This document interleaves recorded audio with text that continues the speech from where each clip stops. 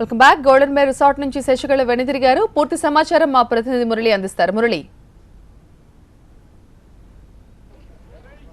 Golden బే రిసార్ట్లో ఎమ్మెల్యేలతో శశికళ భేటీ ముగిసింది. దాదాపు 3 గంటలకు పైగా కూడా ఈ భేటీ జరిగింది. దాదాపు 2 గంటల వరకు కూడా ఎమ్మెల్యేలతో మాట్లాడితే ఆ తర్వాత ముఖ్య నేతలతో భేటీ అయ్యారు.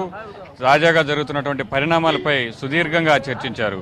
ఎమ్మెల్యేలందరూ కూడా ఇక్కడి నుంచి ఒక్కొక్కరుగా బయటకు వెళ్ళిపోతున్నటువంటి పరిస్థితుల్లో నష్ట నివారణ చర్యల్లో భాగంగా ఎమ్మెల్యేలను బుజ్జగించేందుకు ఇక్కడికి వచ్చినటువంటి శశికళ చాలాసేపు ఎమ్మెల్యేలతో మాట్లాడారు. ముందుగా ఎవరైతే నిన్న బయటకు వెళ్లిపోయేందుకు ప్రయత్నించారో ఆ ఎమ్మెల్యేలతో చర్చలు జరిపారు. ఆ తర్వాత మిగిలిన ఎమ్మెల్యేలతో కూడా మాట్లాడారు. దాదాపు ప్రతి ఒక్క ఎమ్మెల్యేను కూడా పేరు పేరున కూడా పలకరించి వారితో మాట్లాడారు.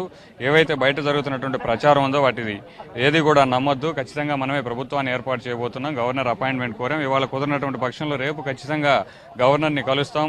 అప్పుడు కూడా అపాయింట్మెంట్ దొరికినటువంటి పరిస్థితుల్లో ఏ విధంగా ముందుకు వెళ్లాలో అన్ని వ్యూహాలు కూడా మన వద్ద ఉన్నాయి. కాబట్టి గవర్నర్ను కలవలేనటువంటి పరిస్థితుల్లో ఢిల్లీకి వెళ్లి రాష్ట్రపతిని కూడా కలుస్తామని శశికళ వారందరితో కూడా చెప్పారు. అందరికీ కూడా ధైర్యం చెప్పారు.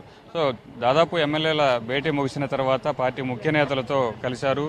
ఏదైతే చట్టపరమైనటువంటి చిక్కులు ఉన్నాయో కేసు విచారణ పూర్తయి కోర్టు తీర్పు రాబోతుందన్న కారణంగా కూడా గవర్నర్ అపాయింట్మెంట్ దొరకలేదు. ప్రమాణ స్వీకారం దాదాపు కూడా ఇన్ని రోజులుగా ఆగిపోతే సో ఇప్పుడు కొత్తగా ఎమ్మెల్యేలు చేజారిపోతున్నటువంటి నేపథ్యంలో శశికళని అందరూ వ్యతిరేకిస్తున్నటువంటి పరిస్థితుల్లో అవసరమైతే మరొక పేరును కూడా సూచించి సీఎంగా చేయాలన్నటువంటి ఆలోచన కూడా వచ్చినట్టు ఒక ప్రచారం జరిగింది. సెంగోటియన్ను తెరపైకి తీసుకొచ్చి సీనియర్ నేత ఆయన గోపిచెట్టిపాలెం ఎమ్మెల్యే ఆయన్ను సీఎం చేయాలన్నటువంటి ఒక వాదన కూడా తెరపైకి వచ్చినట్టుగా కూడా బయటకు వార్తలు వచ్చాయి. సో ఈ నేపథ్యంలోనే సెంగోటియన్ కూడా బయటకు వచ్చి మాట్లాడారు. అలాంటి పరిస్థితి లేదు, ఖచ్చితంగా శశికళ సీఎంగా ఉంటారు. మొదటి నుంచి కూడా మేము ఏదైతే నిర్ణయం తీసుకున్నామో ఎన్ని అడ్డంకులు ఎదురైనా కూడా ఖచ్చితంగా ఆమెనే సీఎం చేసి తీరుతామని చెబుతున్నారు. సో ఇప్పుడే శశికళ బయలుదేరారు. అలాగే మిగిలిన వాహనాలు ముఖ్య నేతలందరూ కూడా బయటకు వస్తున్నారు.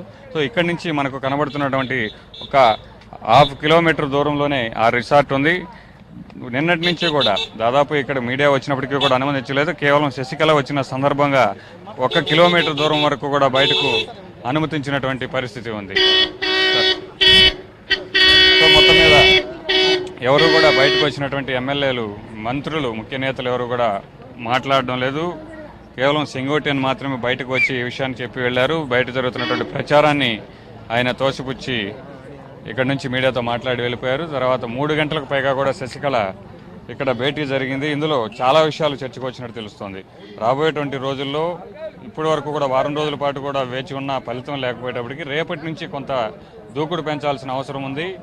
ఏ విధంగా అయితే తమ అనుకున్నది సాధిస్తామో గవర్నర్ నుంచి అనుమతి కావచ్చు, ప్రభుత్వ ఏర్పాటుకు సంబంధించి ఇటు రాష్ట్రపతిని కలిసి ఎమ్మెల్యేల పెరేడ్ నిర్వహించడంతో పాటు అవసరమైతే ఆందోళన చేపట్టి దేశవ్యాప్తంగా కూడా ఇక్కడ జరుగుతున్నటువంటి ఒక వివక్షను అందరికీ కూడా తెలియజెప్పే ప్రయత్నంలో ఒక అవ్యూహంతో కూడా ముందుకు వెళ్తున్నట్టు తెలుస్తోంది. కెమెరామెన్ జగదీష్తో మురళి, TV9 చెన్నైలోని గోల్డెన్ బే రెస్టారెంట్ నుంచి. Yes, thank you.